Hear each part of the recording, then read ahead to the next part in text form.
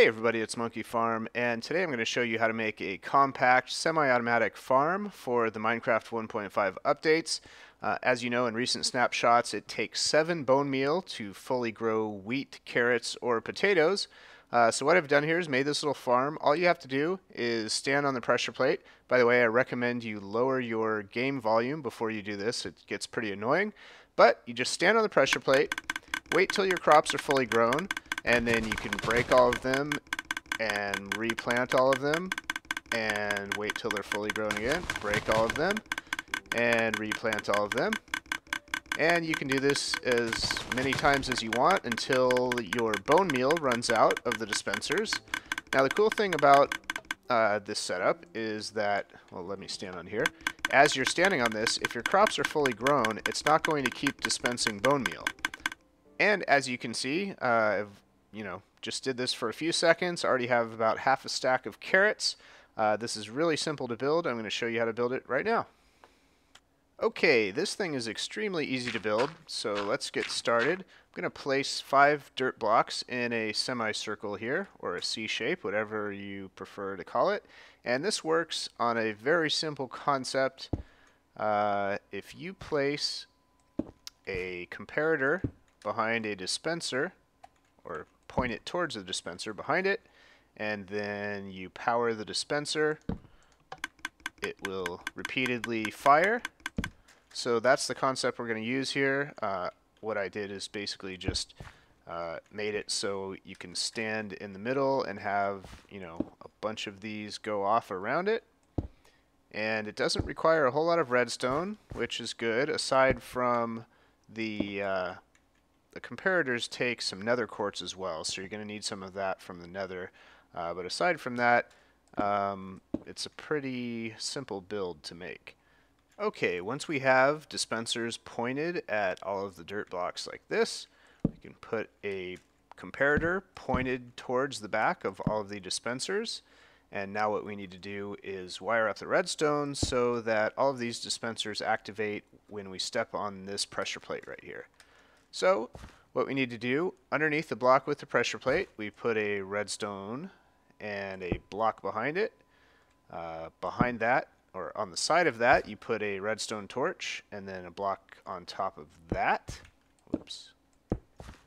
And on top of that block, you put another redstone torch. So the pressure plate will power this redstone in this block, which will turn off that torch. That torch being turned off will depower this block, which will let this torch turn on and activate that dispenser.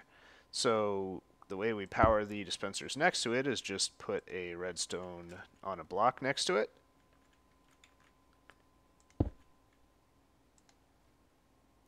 So to power up the dispensers on the side, you just need to keep running the redstone. You put a block underneath the dispensers here and run your redstone into that block.